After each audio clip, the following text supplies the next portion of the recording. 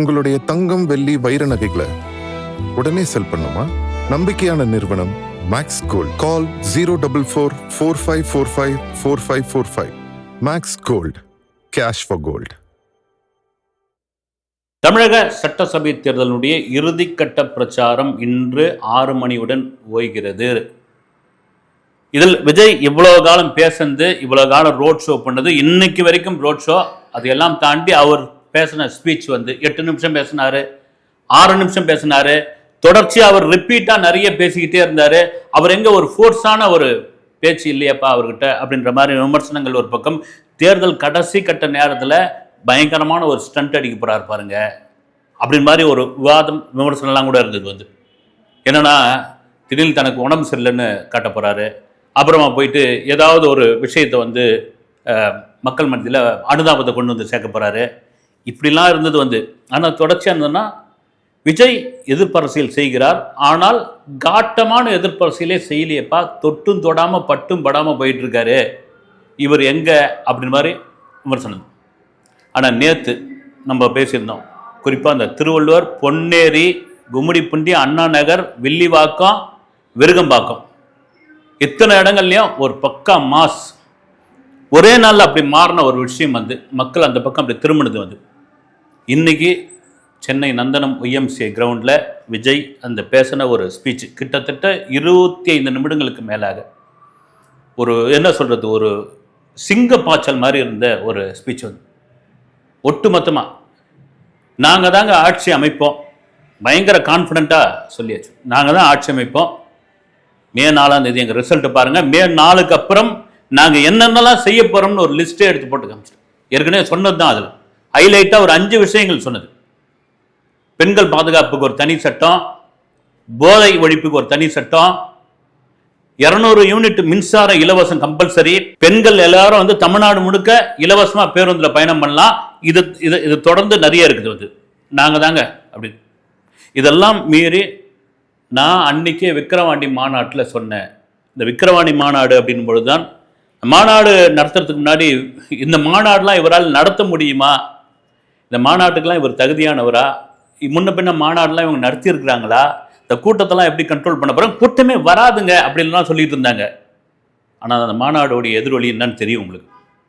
அப்படி ஒரு அங்கே நான் பேசுனது தான், அங்கே நான் சொன்னது தான், அதுதான் இப்போ ரிப்பீட் ஆகுது. நான் அப்பயே சொன்னேன், எல்லாரும் சிரிச்சாங்க. அவர் என்ன தொடர்ச்சியாக அந்த மாநாட்டிலிருந்து பேசிக்கிட்டு இன்னைக்கு வரைக்கும் பேசியிருக்கிற விஷயம் என்னென்னா, தமிழ்நாட்டை பொறுத்த வரைக்கும் திமுகவும் பாஜகவும் ஒரு நல்ல ஒரு ஒற்றுமையில் இருக்கிறாங்க, வெளியே காமிச்சிக்கல. அவங்க காங்கிரஸ் கூடயும் கூட்டணி வைப்பாங்க, திமுக மறைமுகமாக பாஜக கூட கூட்டணி வைப்பாங்க, அவங்க கதர் கூட இருப்பாங்க, காவி கூட இருப்பாங்க. நான் அப்போ சொன்னதை இப்போ வெஸ்ட் பெங்காலுடைய சிஎம் மம்தா பானர்ஜி அவங்க சொல்லியிருக்காங்க பாருங்க. அவங்க சொல்லியிருந்தாங்க, மம்தா பானர்ஜி சொல்லியிருந்தாங்க, பாஜகவுடைய கூட்டாளி தான் திமுக அப்படின்னு. அப்புறம் ஒரு கட்டத்தில் சிஎம் ஸ்டார், ஸ்டாலின் ஸ்டார் தொடர்ச்சியாக அவருடைய இது இருந்தது, நீங்கள் வீட்டுக்கு அனுப்ப போகிறாங்க, வீட்டுக்கு நீங்கள் கிளம்பிட போகிறீங்க, நாளைக்கு மறுநாள் அந்த எலெக்ஷனில் உங்களுக்கு தெரியும் ரிசல்ட்டு, அந்த எலெக்ஷனுடைய பாதிப்பு உங்களுக்கு தெரியும், குறிப்பாக அவங்கள கோட்டைக்கு அனுப்புவாங்க, வீட்டுக்கு தானே அனுப்புவாங்க.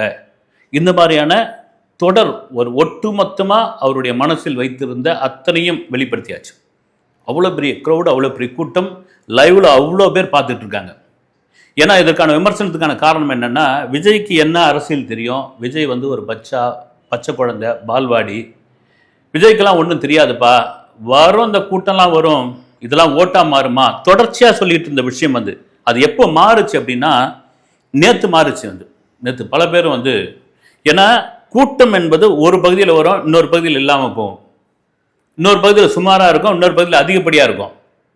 ஆனால் கன்னியாகுமரியிலேருந்து கும்மிடிப்பூண்டி வரைக்கும் ஒரே மாதிரி, ஒரே கூட்டம், ஒரே வரவேற்பு, உச்சி வெயிலில் 12 மணி நேரத்தில் அவ்வளோ பேர் இப்படி நெருங்கி நிற்கிறாங்க. அவ்வளோ பெரிய கூட்டம் அப்படியே மாறுச்சு. நான் திரும்பவும் சொல்கிறது தான், சென்னை மாதிரி சென்னைக்கு மிக அருகில் உள்ள பகுதிகளில் பெரும்பாலும் ஒரு ஷூட்டிங் நடந்தாலோ ஒரு நடிகர் வந்தாலோ பெரிய ஆதரவுலாம் கொடுக்க மாட்டாங்க. அவங்களாம் இங்கே பார்த்து பழக்கப்பட்டவர்கள். ஆனால் விஜய்க்கு என்னையா இப்படி ஒரு கூட்டம், அண்ணா நகர்லேயும் ஒரு கூட்டம், பொன்னேரியிலையும் அப்படியேப்பட்ட கூட்டம், அவருடைய சொந்த அவர் பிறந்து வளர்ந்த விருகம்பாக்கத்துலேயும் இப்படி ஒரு கூட்டம். அதுதான் வந்து டோட்டலாக வேற மாதிரி மாறிடுச்சு. இன்னைக்கு நான் பேசல, இன்னைக்கு விவாதத்தில் டிபேட்டில் உட்காந்து பேசுனவங்க பெரும்பான்மையானவர் விஜய் ஏதோ ஒரு மாற்றத்தை செய்ய போகிறார். விஜயுடைய இந்த வருகை உண்மையாகவே திமுக அதிமுகவுக்கு ஒரு கலக்கத்தை உண்டு செய்திருக்கிறது. தமிழகத்தில் ஒரு மாற்றத்தை எதிர்பார்க்குறாங்க மக்கள் அப்படின்ற ஒரு விஷயம் வந்து ஆணித்தரமாக தெரிய ஆரம்பிச்சுன்னு அவங்க பேசுகிறாங்க. நீங்கள் விஜய் பேசுனது அப்படி தான். நான் என்னங்க அவங்க பண்ண, நான் உங்களை உங்கள் சோத்தில் மண்ணள்ளி போட்டேனா, என்ன இப்படி வந்து ஓட ஓட என்ன விரட்டி அடிச்சிங்க, நான் போகிற இடம்லாம் ஏன் வந்து இப்படி ஒரு பழியை தூக்கி போட்டீங்க. மிக முக்கியமான ஒரு விஷயம் கரூர் சம்பவத்தை பற்றி பேசுறது விஜய். ஏன்னா கரூர் சம்பவத்துக்கு வாயை திறக்கல, கரூர் சம்பவத்திற்காக அங்கிருந்து ஓடி வந்த ஒரு விஜய் அப்புறம் அந்த மக்களை போய் அங்கே பார்க்கல, அவங்கள வந்து பனையூர் மகாபலிபுரம் வர வச்சு வந்து பார்த்தாரு, அவங்க காலில் விழுந்து மன்னிப்பு கேட்டாரு, கதறி எழுதாரு, இது மாதிரிலாம் சொல்லியிருக்கேன். கரூர் சம்பவத்துடைய உண்மையான தன்மை என்ன தெரியுமான்னு அவர் சொன்னது தான். நாமக்கல்ல இருந்து நான் கரூர் நான் வந்த அந்த அந்த வேகம் எனக்கு மட்டும்தான் தெரியும். போலீஸார் குறிப்பிட்ட டைமுக்குள்ள நான் ஸ்பாட்ல இருந்தேன்னு. ஏன்னா தொடர்ச்சியாக விஜய் லேட்டா வந்தாரு, விஜய் லேட்டா வந்தாரு, விஜய் லேட்டா வந்தாரு. அதனால தான் பிரச்சனை. நான் வந்துட்டேன். நான் அதன் பிறகும் என்னை வச்சு இவ்வளவு தூரம் பண்ணிருக்கீங்கன்னா அந்த கரூர் மக்கள் கிட்ட போய் கேட்டு பாருங்க. கரூர் மக்கள் கிட்ட இப்ப போய் கேளுங்கன்னு. அது ஒரு விஷயம் வந்து உண்மையாவே வந்து விஜய் மேல தப்பு இருந்து கரூர் சம்பவத்திற்கு விஜய் தான் காரணம் முழுக்க முழுக்க அப்படி இருந்தால் அந்த மக்கள் ஒரு கடுமையான எதிர்ப்பை அப்ப தெரிவிச்சிருப்பாங்க. கண்டிப்பா தெரிவிக்கல. இப்போ அது வந்து எலெக்ஷன்ல எந்த அளவுக்கு அது வந்து ரிஃப்ளெக்ட் ஆகுதுன்னு பார்ப்போம். அதையும் இன்னொன்று சொல்றாரு, 20 வருஷமா கரூர்ல போட்டியிட்ட உங்கள் அடிமை அப்படின்னு விஜய் சொல்றாரு. வந்து அவர் செந்தில் பாலாஜியை தான் குறிப்பிடுறாரு. வந்து இந்த முறை ஏன் அவரை கோயம்புத்தூர் காமிச்சிட்டீங்க, என்ன காரணம், இங்கே நிறுத்திருக்க வேண்டியது தானே, இங்கே தைரியமாக அவர் இது பண்ணியிருக்க வேண்டியது தானே அப்படின்னு ஒட்டுமொத்த கோபத்தையும் கரூர் மேலே திருப்பிட்டார். இதெல்லாம் மீறி திரும்பவும் சொல்கிறது தான் வந்து விஜய்க்கு நிறைய பேர் பேசியிருக்காங்க. வந்து ஏன்னா ஒவ்வொரு வீட்லேயும் ஒரு விஜய் இருக்கிறான் அப்படின்னு சொன்னது.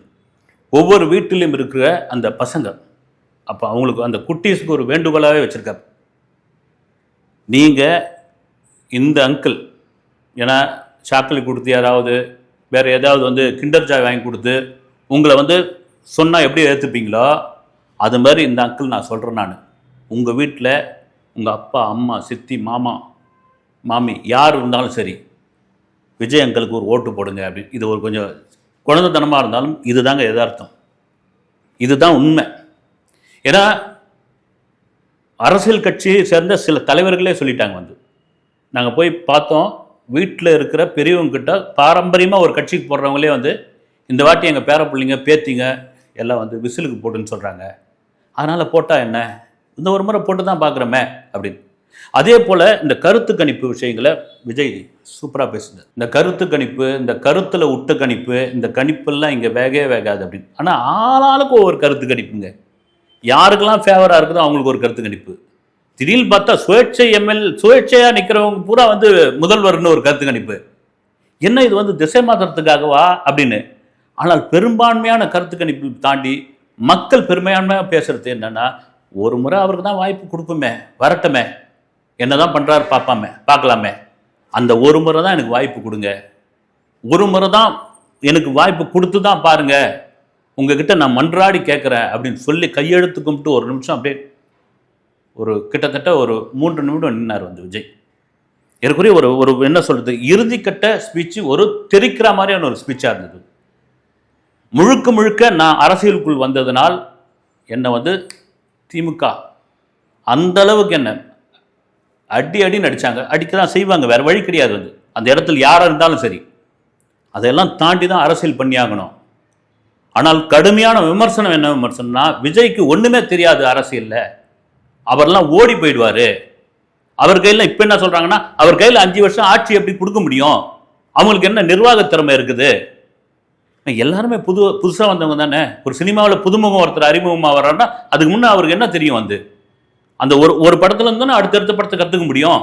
மிக முக்கியமான விஷயம் சிறுபான்மையினர் ஓட்டு. இந்த வாட்டி எப்பொழுதுமே சிறுபான்மையினர் ஓட்டு அதுனா திமுகவுக்கான ஓட்டு தான் அது. அப்படி அந்த சிறுபான்மையினருக்கான ஓட்டுக்கு நீங்கள் பாஜக திமுக காங்கிரஸ் எல்லாமே ஒன்றுக்குள்ள ஒன்று, சிறுபான்மை சகோதரர்களே, யாரையும் நம்பாதீங்க. என்னைக்குமே நான் அவங்களா கூட இருப்பேன். நாங்கள் என்னைக்குமே வந்து இந்து, முஸ்லீம், கிறிஸ்துவன்னு பிரித்து பார்த்ததே கிடையாது. எம்மதமும் சம்மதம். அதுதான் எனக்கு. அப்படிதான் நாங்கள் இருந்துகிட்டு இருக்கோம். இப்போ திருச்சி கிழக்கில் போனப்போ சர்ச்சில் முட்டி போட்டுன்னு போனது, அம்மன் கோயிலில் நெடுஞ்சானா விழுந்து கும்பிட்டது, மசூதிக்கு போய் வந்து அந்த துவா பண்ணது, இதெல்லாம் எவ்வளோ பெரிய விமர்சனம் வந்து நடிக்கிறாரு. இப்போதான் ஒரிஜினல் நடிப்பு விஜயை பார்க்குறோம். மேக்கப் போடாத ஒரு விஜய் இப்போ தான் பார்க்குறோம். இப்படிலாம் சொன்னது வந்து அந்த சிறுபான்மையினர் ஓட்டு நீங்கள் சிதற விடாதீங்க, எனக்கு கொடுங்க, நான் உங்களுக்கு சிறுபான்மையினருக்கு ஒரு பாதுகாவலனாக நான் இருப்பேன் அப்படின்னு. ஆரம்பத்தில் விஜயை அடித்த அடி என்னன்னா, ஜோசப் விஜய் பாவாடை அப்படின்லாம் அடித்தாங்க. நெத்தியில் விபூதி வச்சா பட பூஜையில் அதை நைஸாக அழிச்சு விட்டுருவாரு, அவர் வந்து ஒரு கிறிஸ்துவ வெறியர் அப்படின்லாம் சொல்லிட்டு இருந்தாங்க. நான் அப்படி இல்லை, பொதுவானவன் தான். இன்னைக்கு இந்த கோடிக்கணக்கான பேர் அவ்வளோ பெரிய ஆதரவு கொடுக்குறாங்கன்னா அது விஜய் மீது உள்ள ஒரு அன்பு தான். அந்த அன்போடைய வெளிப்பாடு தான் இந்த இறுதிக்கட்ட பிரச்சாரத்தில் அவ்வளோ பெரிய ஒரு புலிப்பாய்ச்சல் மாதிரியான ஒரு ஸ்பீச் ஒன்று கொடுத்திருந்தார். குறிப்பாக வாக்காளருடைய எண்ணிக்கை இந்த வாட்டி, அதுவும் முதல் வாக்காளருடைய எண்ணிக்கை பெரு அளவில் இதுவாகிடுச்சு. அதுதான் சொல்லியிருந்தார், இந்த வாட்டி டர்ருன்னா டர்ரு, அப்படி ஒரு டர்ரு அப்படின்னு. ஏன்னா விமர்சனம் வச்சது என்னன்னா, 40 வயசுக்கு கீழே இருக்குதாம்பா விஜய்க்கு ஓட்டு போடுவாங்க, இந்த 40 வயசுக்கு மேலே இருக்கலாம் விஜய்க்கு ஓட்டு போட மாட்டாங்க அப்படின்னு சொன்னால் அதுக்கு ஒரு புள்ளி விவரம் எடுத்து பேச ஆரம்பிச்சது. ஒரு டீட்டெயிலான ஒரு புள்ளி விவரம் எடுத்து பேச ஆரம்பிச்சது. நீங்கள் அப்படிலாம் கணிச்சிடாதீங்க. குறிப்பாக பெண்களுடைய ஓட்டு பெரிய பலமாக இருக்குன்னு நான் நம்புகிறேன். நான் தேவைக்காக அதுதான் விஜயம் சொல்லியிருக்காரு. புதுச்சேரியில் 90% ஓட்டு பதிவாயிருந்தது. அப்போ பார்த்துங்க, தமிழ்நாட்டில் 100% அடிச்சிங்கன்னா அவ்வளோதான், கதிகலங்கி போயிடும், நாம தான் அப்படி பயங்கர கான்ஃபிடென்ட்டாக அவர் பேசுகிற விஷயம். இந்த வாட்டி எடப்பாடி பழனிசாமியும் அவர் விட்டு வைக்கல. வந்து அவர் சொல்கிறாரு, விஜய் வந்து ஓடி போய் ஒளிஞ்சிப்பார், பிரச்சனைனா வெளியே வர மாட்டாருன்னு அவர் சொல்கிறார். நீங்கள் ஏன் வந்து தொடர்ச்சியாக இவ்வளோ காலம் உங்கள் சேலத்து பக்கத்தில் இருக்கிற எடப்பாடி தொகுதியிலே நிற்கிறீங்க? தில்லு இருந்தால் வெளியே வந்து நில்லுங்க. தமிழ்நாட்டில் எத்தனை தொகுதி இல்லை, வாங்க வந்து நின்று பாருங்க. அது விஜய்க்கான கோபத்துக்கான காரணம் என்னன்னா, அங்கு தாவேகா வேட்பாளர் நிற்க வைக்கப்பட்டு அதன் பிறகு அவர் காணாமல் போயிட்டார். அதனுடைய பின்னணி என்னன்னு நமக்கு தெரியாது. அது விஜய் புரிஞ்சுக்கிட்டார், காணாமல் போயிட்டார். 234 தாவேகா நிற்க போதுன்னா 233 ஆயிடுச்சு. வந்து அந்த நபர் மிரட்டப்பட்டாரா, விலை பேசப்பட்டாரா என்னன்னே தெரியல. வந்து ஆனால் ஒரு முதல்வர் வேட்பாளர் ஒருத்தர் நிற்கிறார் அப்படின்போது அந்த தொகுதியில் ஒரு செல்வாக்கு மிக்க ஒரு கட்சி வளர்ந்து வருகிற முதல் தேர்தலை சந்திக்கிற கட்சியினுடைய வேட்பாளர் பல்டி அடிச்சிருக்கார் அப்படின்னா அது எவ்வளவு பெரிய விஷயம், வந்து எவ்வளவு பெரிய பயம். ஆனால் தான் அங்க இருக்கிற பிரேம்குமார்னு எங்கள் விஜய் நற்பணி இயக்கத்தை சேர்ந்த ஒருத்தருக்கு நான் ஆதரவு தெரிவித்தேன், நீங்க அவங்களுக்கு ஓட்டு போடுங்க அப்படின்னு அவரே விட்டு வைக்கல. மிக முக்கியமான ஒரு விஷயம், இந்த முறை நாம் கூட போன வீடியோவில் பேசியிருந்தோம், வெளிநாடுகளில் இருந்து பல பேர் விஜய்க்கு ஓட்டு போடுவதற்காக இங்கு வருகிறார்கள் தமிழ்நாட்டிற்கு சொந்த செலவு பண்ணிக்கிட்டு. பெரிய ஐடி பீப்புள், பெரிய சம்பளத்தில் இருக்கிறவங்க, தொழிலாளர்கள் மட்டும் கிடையாது, அப்படியாப்பட்டவர்கள் வரட்டும் ஒரு மாற்றத்துக்காக அப்படின்னு வராங்க. அவங்களுக்கு என் கோடி நன்றி அப்படின்னு சொல்லி சர்க்கார் படத்துடைய கதையை அதுதானே. வந்து வெளிநாட்டிலேருந்து வர ஒருத்தருடைய ஓட்டு இல்லைன்றாங்க, அந்த ஓட்டை எப்படி மீட்டு கொண்டு வந்து போடுறாரு அப்படின்னு தான். வந்து இது ரொம்ப முக்கியமான ஒரு விஷயம். வந்து எந்த தேர்தலும் இல்லாத அளவுக்கு வந்து வெளிநாட்டிலேருந்து அவ்வளோ பேர் வந்து அது ஒன்லி விஜய்க்காக வருகிறார். மிக முக்கியமான ஒரு விஷயம், மே 4ஆம் தேதி நீங்கள் பாருங்கள், அன்றைக்கி அக்னி நட்சத்திரம் அனல் சுட்டரிக்க போகுது. பொதுவாகவே அக்னி நட்சத்திரத்தில் எதையுமே செய்யக்கூடாதுன்னுவாங்க, எந்த நல்ல காரியத்தையும். அந்த சூரியன் பட்டாலே ஆகாது, அது மாதிரி தான் நமக்கும் ஆகாது. அன்றைக்கி 4ஆம் தேதி என் ரிசல்ட்டை பாருங்கள், நாங்கள் தாங்கன்னு பயங்கர கான்ஃபிடென்ட்டாக உறுதியாக விஜய் சொன்னதற்கான காரணம் என்னென்னா, கடந்த சில நாட்களாக விஜய்க்கு போகிற இடமெல்லாம் கொடுக்குற இந்த மக்கள் செல்வாக்கு, வரவேற்பு, இதெல்லாம் ஓட்டா மாறுமான ஓட்டா தான் மாறும் அப்படின்னு மிக பலமாக நம்புகிற அவருக்கான விஷயம். 4ஆம் தேதி வரை பொறுத்திருந்து பார்ப்போம். அடுத்த வீடியோவில் சந்திக்கிறேன். நன்றி.